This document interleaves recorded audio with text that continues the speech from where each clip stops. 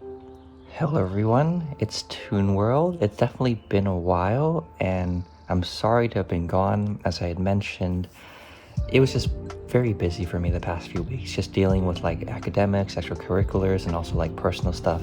So I did appreciate the break, but now I think I'm ready to come back to making more videos to support all of you punk enjoyers.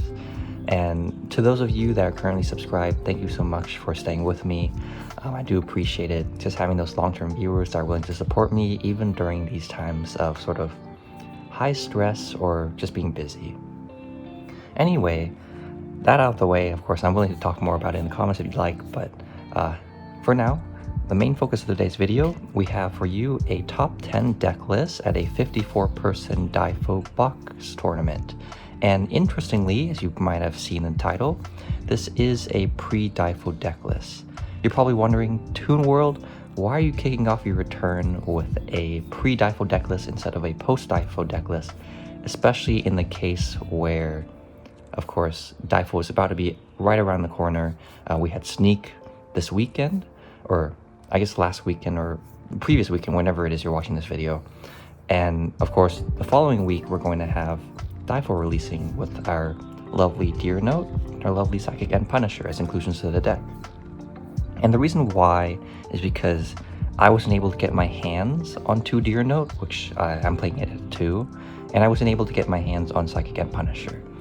Also, my deck list isn't that refined. Admittedly, I've only been playing pre-DIFO for the past couple of weeks, so I'm not too familiar with how I want my post-DIFO build to actually be. So rather than sort of rushing into things, making a quickly put together video with proxies of Deer Note and then a very sort of tentative deck list for the format, I figured I might as well step back, showcase what's going on with me right now, namely this deck, and then sort of take time off to actually find the right deck list to show off you, aka a higher quality video than just putting something out for the sake of views. Of course, that does mean it might take a bit for me to actually make the post-DIFO deck list, and I apologize for that. We can always talk about it in the comments. I'm willing to showcase some of my theory, and of course the Punk Discord does offer quite a bit of comments and opinions on how to build post-DIFO. So there's that. But for today, we have this deck list. I think the benefits of showing a pre-DIFO deck list like this is mainly to showcase the fact that this deck is still capable of playing pre-DIFO, and if it is playable pre-DIFO as it was for the tournament, then that should mean post-DIFO it's definitely going to be better, especially since I believe Branded Sword Soul and Flunder don't get too big a power spike, where I think this, for us, it's definitely a big proponent in making this deck better. To quickly go through the matchups, because I won't go through them later, essentially I played 6 Swiss rounds. There wasn't a top cut, so I guess you can take that however you'd like, whether or not you think this is a reputable tournament, but I think it was, because 5 of my matchups were in fact meta, only one of them was Rogue. But essentially, round 1 I played against, it was Heroes, and that was a Swift 2-0 for me. Round 2 I had played against, I believe, Flunder, and I actually 2-0'd them. I also I'm starting with words, but round 3 I had played against another Flunder player, also 2-0'd them. So strangely, I didn't think my Flunder matchup would be that great, but we did manage to persevere through 2 of them. After that, I had gone against a base deck, the sort of alternative to this deck in terms of Hulk, and I did get 2-0'd by them. I think it's more so because I misplayed, and that sort of threw me off that game. I also hadn't played against Blaze too much because it seemed like it was sort of at the back burner of the format, but obviously I came up against it and I wasn't prepared for it. Round 5 I play against Sword Soul, and you'll see that my main deck was sort of prepared for Sword Soul, given that I knew a lot of people would be playing Sword Soul. So I did 2-0 them, and then my final round was against Despia, and I actually don't have that much experience against Despia.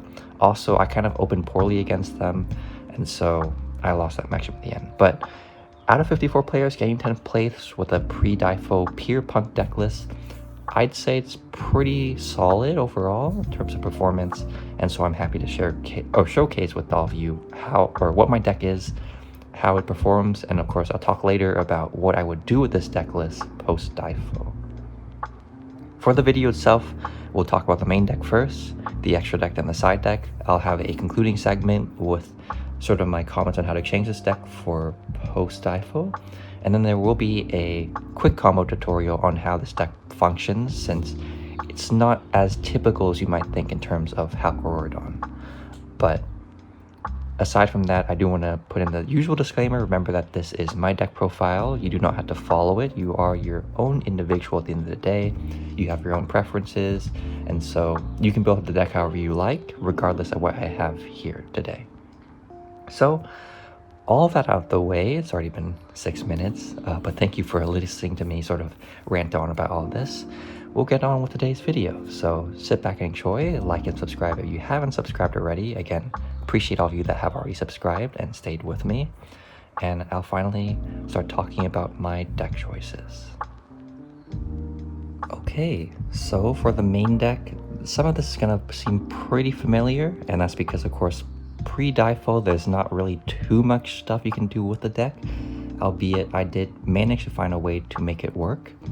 To get through the P.U.N.K monsters at least, we are playing right now 3 copies of Foxy Toon, 1 copy of Ogre Dance, 2 copies of Madam Spider, and 3 copies of Xiamin. So again, as I had said in the introduction, I won't show or explain to you how I exchange these cards for DIFO cards. I'll just talk about them in terms of the current format. So the 3 Foxy Toon and 3 Xiamin should be a little bit self-explanatory. It is pre-DIFO, and this is a completely pure P.U.N.K build, so I'm trying to max out on these to make sure I get to my Halc combo. The 1 Ogre Dance, I was playing 2 at first, and I think in my very first deck profile I was playing 3. However, I realized this card at 2 or 3 felt a little bit redundant. I'd actually prefer to have that extra slots for other cards, mainly because usually you open Foxy Toon or Xiamin, so you usually have access to that combo already. Ogre Dance is kind of awkward in hand because without Shirakusai, it isn't like an extra body for you to fuse with. Also, it doesn't really combo off of anything, right? Like, let's say you open Xiamin already, and you open the Ogre Dance. You can normal summon the Xiamin, and then the Ogre Dance kind of just there, right? It doesn't search Foxy Toon, this already searches the Foxy Toon. And then otherwise, you can summon an Ogre Dance, but that doesn't obviously advance your plays too often. So that's why we're only playing 1, and I'm more than willing to talk about this more in the comments. If you have any comments on the video itself, you can definitely let me know. The 2 spiders also a little bit weird. My thought process behind this, the 1 copy, of course, at minimum, is there to search a trap card, at least until we get Deer Note. The 2nd copy I put in as sort of an extra name to summon off of Foxy Toon in grind games, just because in testing against some of the more mid-range or control decks, you'd reach a point where you run out of names to summon off of Foxy Toon and or search with Xiamin.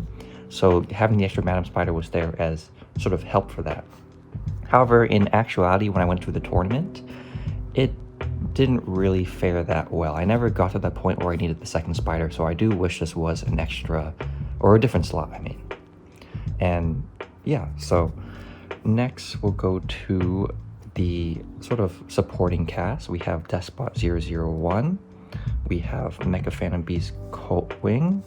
So at this point, if you are playing Halcorodon, you've seen Halcorodon, very standard.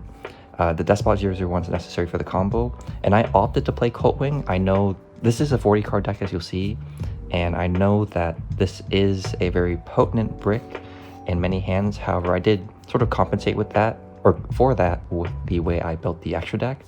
Also, I just felt like the power of this card post or pre-DIFO is just too much to give up, at least as of right now.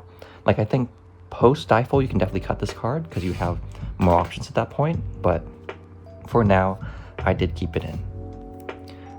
Also along this line, we do have the 1 Creation Resonator. This was important for the combo. Just being a tuner you can search off of Cupid Pitch, it's a level 3.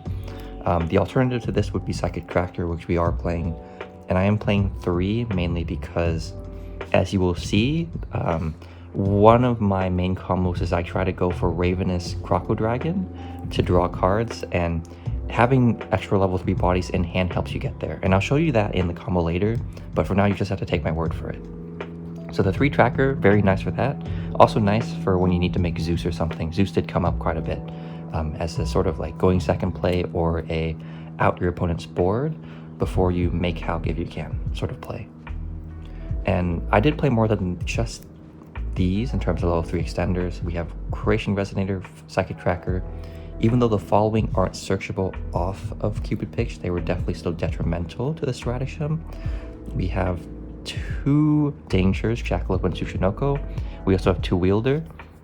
So the Wielder, similar idea as Tracker, even though it isn't searchable off of Cupid Pitch, it is still a very viable summon, not only for making Hulk, also for making, again, Zeus plays and or making Croco Dragon. These 2 mainly help with Croco Dragon, or I guess in a sense they kind of just help with both of those points I was saying. The reason why I had these in though is because my particular combo line does make Chaos Ruler, and to make Croco Dragon you do need an extra level 3 extender in hand.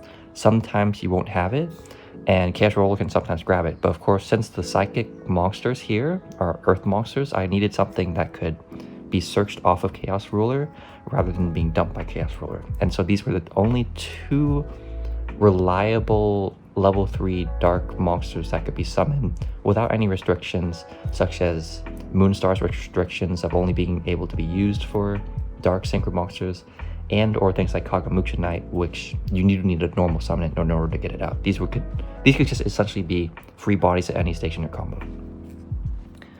So this out of the way though, the hand traps, we have 3 Veiler, 3 Ash Blossom, 3 Artifact Lancia, this is a tech I'll have to explain, and then 1 Nibiru. So the 3 Veiler, I expected a lot of Flunder, Despia, and what was it? Despia, Flunder, and Sword Soul. I know this card isn't that great in the current format, however, I did like playing I just like playing hand traps, and I did like the fact that this could be searched off with Chaos Ruler.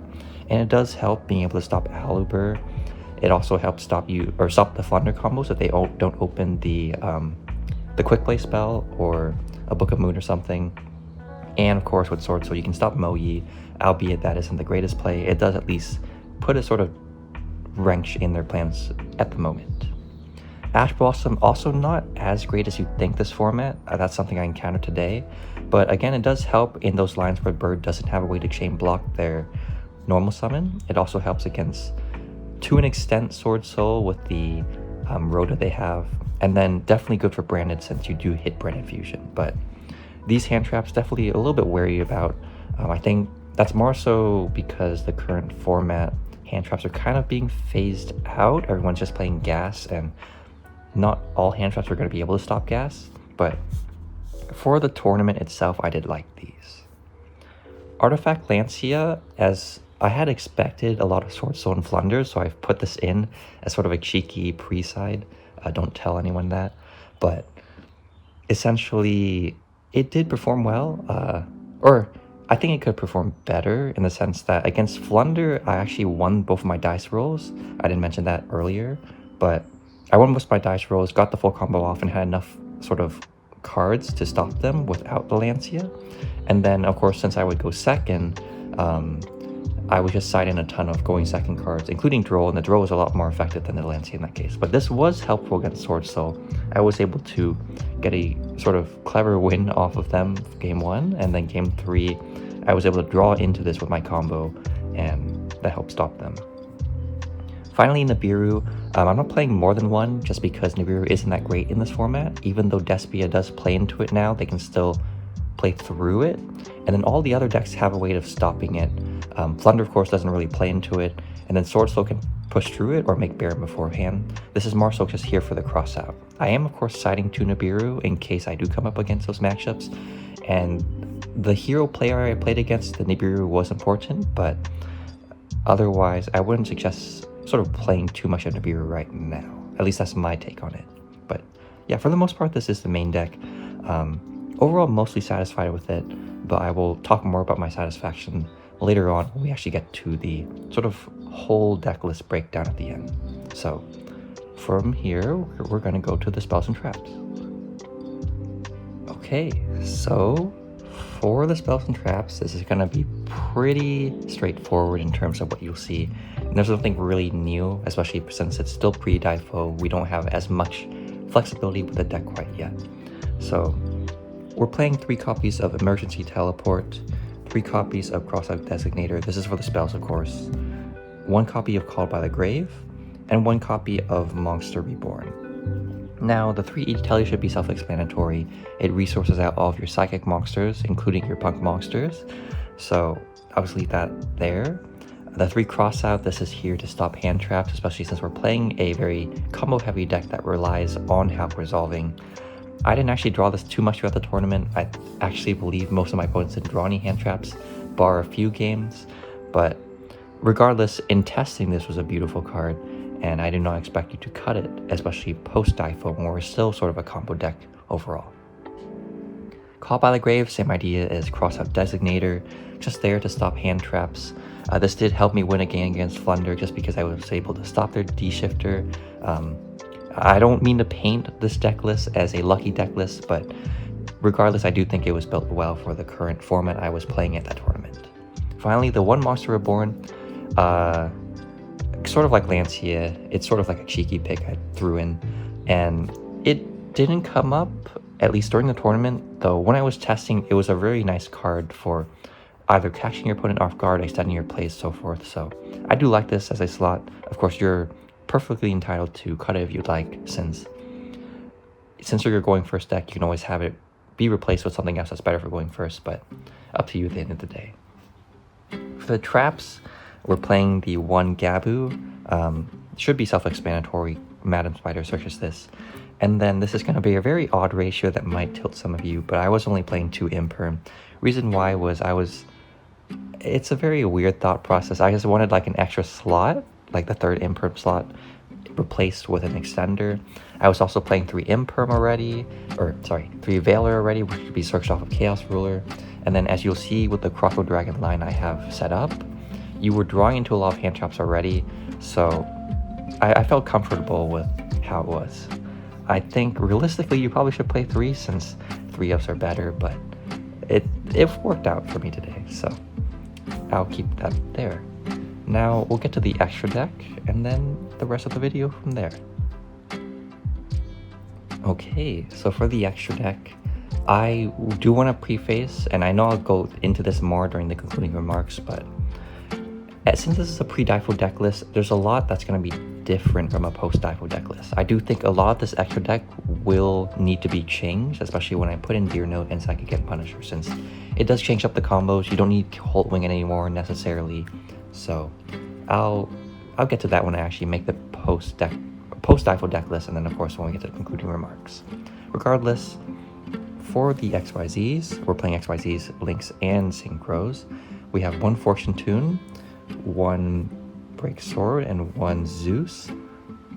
This package performed well. I think Fortune Tune was the one that performed the least well in terms of I never needed the Fortune Tune. I always found situations where I could use Break Sword, so I definitely feel like I could have cut this for something else, but I don't think it ended up mattering too much in the long run in terms of like missing that 15th slot.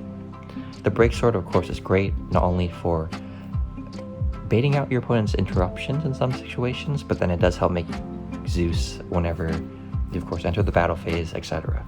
So I do think the Zeus package is pretty important for both pre and post DIFO, just because it gives you an extra option as leverage against your opponent to out their board and or continue your plays if you sort of get interrupted. For example, sometimes you get your Hulk interrupted, but you have enough bodies to make the Zeus, and so that's still something at least, even though you'd obviously prefer to have Hulk resolve and stuff. For the links, we're playing 1 copy of Nightmare Phoenix, 1 copy of Crystron Halka Fibrax, 1 copy of Mecha Phantom Beast or Auroradon, and 1 copy of Access Code Talker. Now, Crystron, Halka Fibrax, and Auroradon, these are self-explanatory. I won't go through them, just part of the essential combo for the deck. Phoenix, I wanted another link 2 that could essentially be generic in the sense like if I had extra bodies, I could put this up for extra damage, and that actually did come up against a Flunder player. And then also just having a easy option to get rid of back row. And even though the back row effect didn't come up, I did like having it there, sort of like a safety lock per se. Access code didn't come up because I either won going first or lost going second, to be honest. I think I won like at least one going second game, but this deck isn't that great going second, of course. This is here for those sort of grindy games and or for going second when you can make it, but didn't really come up. I still do think we should keep it in here for now though. But yeah, that's the links. The synchros now, the important part of the deck. We're playing one copy of Cupid Pitch, one copy of Psychic Riser, one copy of Dawn Dragster, one copy of Stardust Charge Warrior, one copy of Croco Dragon, one copy of Chaos Ruler, one copy of Savage Dragon, and one copy of Amazing Dragon. Now, to go through them one by one, Cupid Pitch is part of the Auroradon combo. This will search you your Resonator, your Punk Monsters even, your Psychic Tracker for the Croco Dragon combo, so this is necessary. The Psychic Tracker was there for a very weird combo line I had devised. It actually like never came up, so I don't think you should play this, and especially post-DIFO you don't need to play it. But essentially, if you open the Cult Wing, there was a line where you could make the Chaos Ruler, go into Amazing Dragon, summon back a body, and make Psychic Riser, but in hindsight, that wasn't like the greatest thought process, and of course that I just mentioned, it didn't come up at all during the tournament, though I feel like that's more so because I opened well enough to where I'd never needed to make that combination, so just ignore this for now. The Dragster is also in that same boat, where if you open Cult Wing, in the case you couldn't make the full Croco Dragon combo, there was a line where you could make Savage and Dragster alone, and that was still sufficient to stop your opponent. So I had it there as a sort of level 7 option, since otherwise there's no level 7s, and sometimes you do need to make a level 7 with the 2 tokens and Despot 001, but never came up, so these 2 slots were definitely sort of just blanks for the most part. Now, the slots that did matter, Stardust Charge Warrior, this was important. Essentially, as you'll see, I try to go for Croco Dragon, and this requires you to have an additional level 3 extender in hand. However, in the case you did not have an extra level 3 extender in hand, Stardust Charge Warrior was there as just a single draw, and its attack effect did actually come up at least once. That was kind of funny, but it's mainly there just for level 3, or for drawing cards when you don't have the level 3 extender. It's also there for when your level 3 extender is a tuner, because part of the Croco Dragon line, you need to summon back Xiamin. You have or Xiamin with the Amazing Dragon. You have a Mecha Phantom Beast token. If your level 3 extender is Wielder, you could summon it, make the Stardust Charge Warrior, and then make a Croco Dragon. So it was there to help facilitate that as well. The Croco Dragon was definitely the centerpiece of today's combo, alongside Chaos Ruler. Essentially, just being able to draw 2 cards with most of the hands you could get to. Drawing into hand traps was beautiful. Drawing into extenders for next turn was great. So I love the combo overall, but I do think it'll be phased out post-DIFO, just because you won't need it necessarily. You'll have Deer Note to do other funky stuff, such as make Psychic and Punisher and so forth. Chaos Ruler will definitely still be here post-DIFO. I love this card. Just being able to search any light or dark, especially hand traps. There was many times where I just grabbed the Lancia or the Effect Veiler that would completely catch my opponent off guard, and then I would use that same hand trap to stop them on their turn. So essentially, as you can probably see, this deck was mainly just drawing into hand traps rather than relying on your punt cards to win, but that's besides the point. Savage Dragon, pretty self-explanatory. This is part of the Auroradon combo. It is your main negate, so that's there. Level 5 Cupid Pitch plus a level 3 token makes this. Finally, Amazing Dragon. It's in here for part of the combo that I will showcase to you. Just being able to revive bodies, but being a body on its own is great. And even though I never used it going second, in theory you could use it as a nice going second option to bounce cards back to hand. But this was my extra deck. Again, as you can probably tell, could have been fleshed out a little bit more, but for the most part it performed overall decently for the tournament. now we'll get to the side deck. Okay, so for the side deck, this was a very weird side deck, and I'll have to explain my choices very detailed, or in a very detailed manner, just because it might seem weird at first why I made certain ratios the way they are and put certain cards in the extra deck, or in the side deck as I did, but hopefully it'll make some sense after this. So the first sort of blasphemous choice we have is 2 Droll. I don't know, I was just feeling weird. I felt like 2 ofs, maybe that was the move for today. It did work out, funnily enough. Both of my games against Flunder, I did draw the Droll regardless of the fact that it was the 2 of, so I'm not saying that 2 ofs are the right way to go, but it worked out. I'm just saying, that's all I'm saying. But realistically, you probably should play 3. It was very good against Flunder. Against the Swordsoul player, it theoretically would be good if they drew the Rhoda, but when I decided it against Swordsoul, they had the Moyi combo, which I couldn't draw until after they had drawn the cards, so wasn't that great against Sword today, but definitely paramount in beating Flunder. On top of this, we're playing 3 Gamma Seal.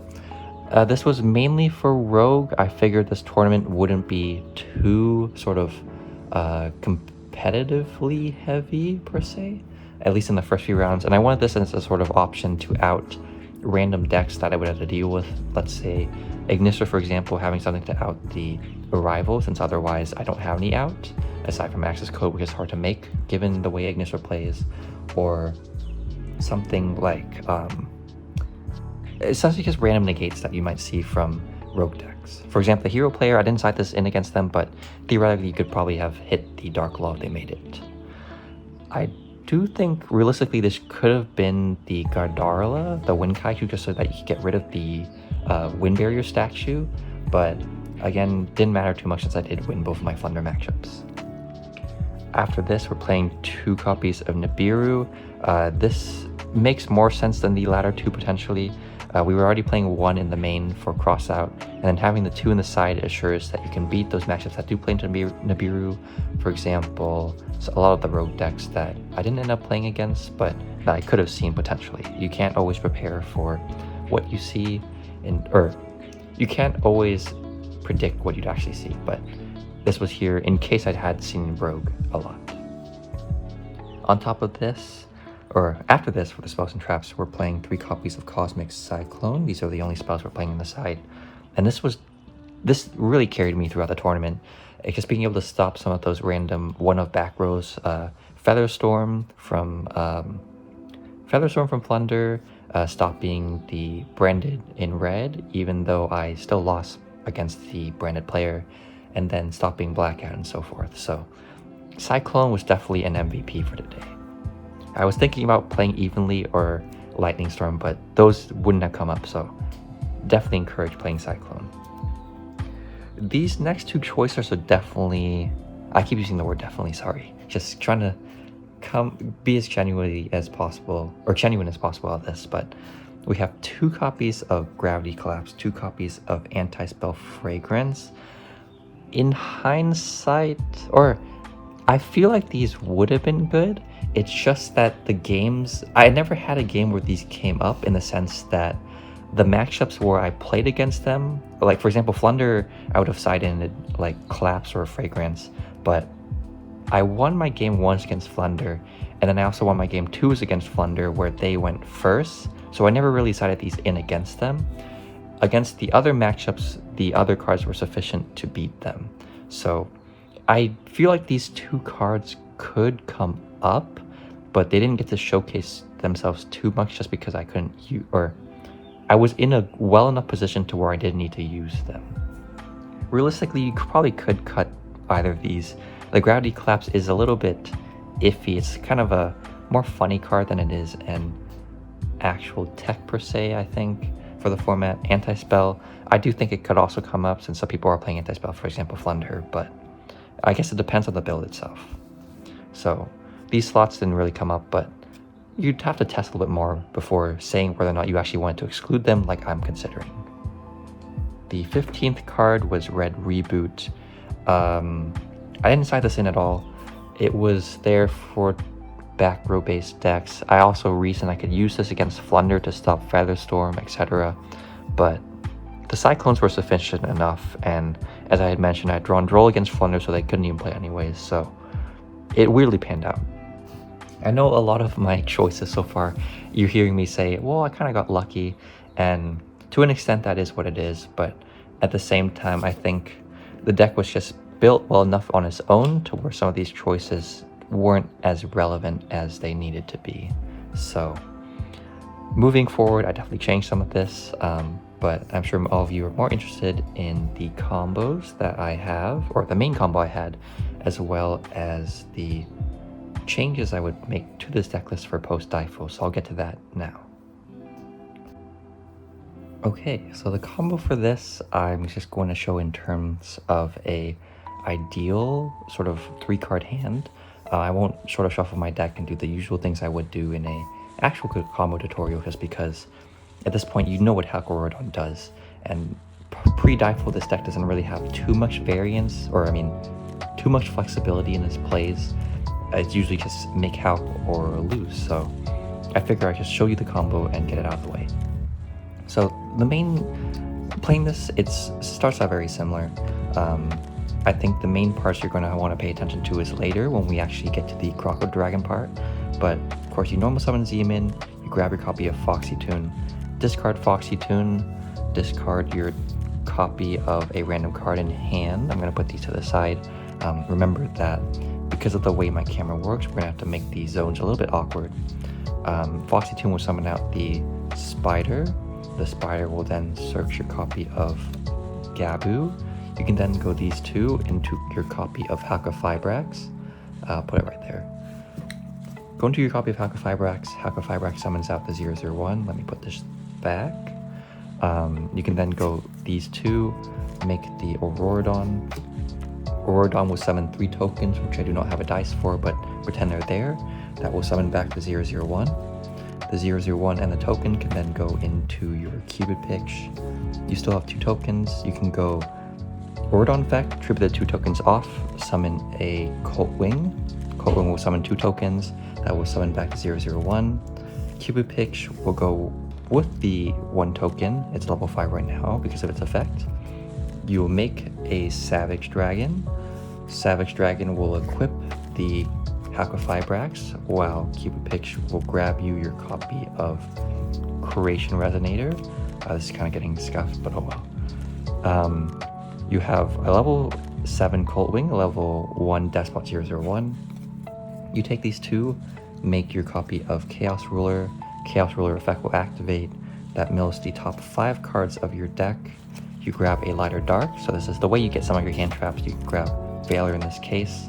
Sometimes it'll be Lancia, sometimes you might hit the Nibiru, but you grab your you grab your Veiler, you summon out the Creation Resonator. Remember, we still have another token.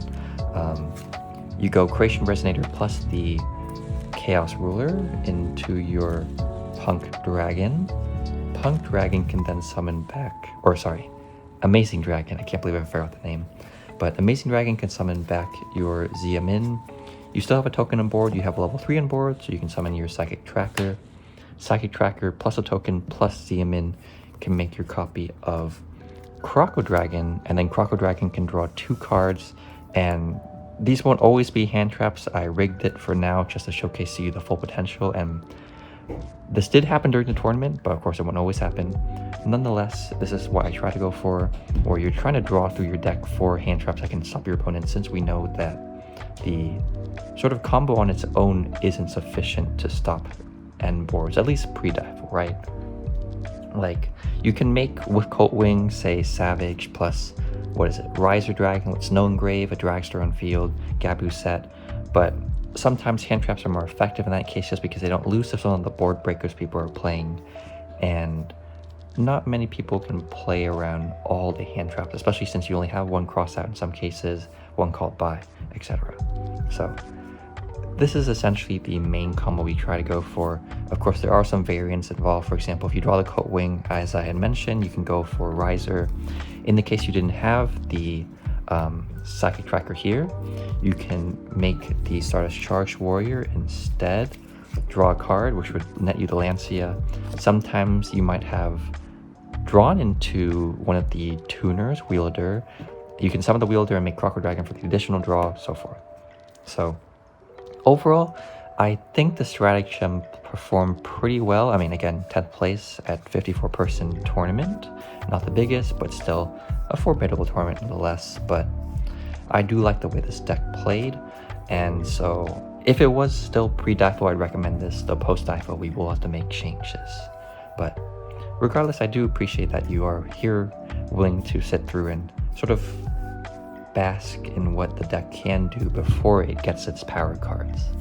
So for now, I'll finally get to the deck list, and then I'll explain to you what I can change going into the post-DIFO era, and then of course just our usual concluding remarks for the video, and we'll do that now. Okay, so for the concluding remarks, as I had sort of hinted throughout the video, I was kind of satisfied with this deck list overall. It felt unique to other Hulk decks to where I enjoyed playing it. You know, I know the Hulk Aura Online is very streamlined, but I did appreciate the fact I was able to do that with P.U.N.K, of course, and the fact that I had tuned the deck to a way that sort of catered to my own play style. Of course, this deck list will be outdated very soon, unfortunately. And to talk about post-DIFO a little bit, as I had mentioned earlier, I haven't tested too much, but I have some ideas about what I could do. I was thinking maybe cutting down on one of the Madam Spiders for a Deer Note, maybe cutting down on some of the hand traps and some of the extenders for Deer Note as well, since those replace it. I'm not entirely sure yet if I want to cut Colt Wing or just like cut it overall so that I don't have that extra brick in, but I do like the fact that it is a very powerful option in terms of furthering your plays, and so I might still keep it in regardless, especially since you can now make Savage, Psychic, and Punisher and still make Crocodile Dragon. So we'll have to see. I do think the extra deck will need to change a lot.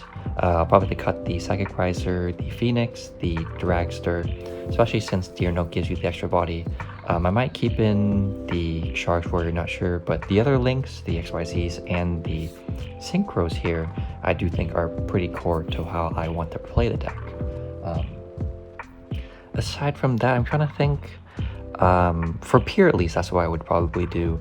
I've considered maybe picking up Therion, but since we're going out of the competitive season, there's not too many YCSs, and I didn't get my Nats top in time. I probably won't invest in them right away, especially since I'll only be playing on a local levels.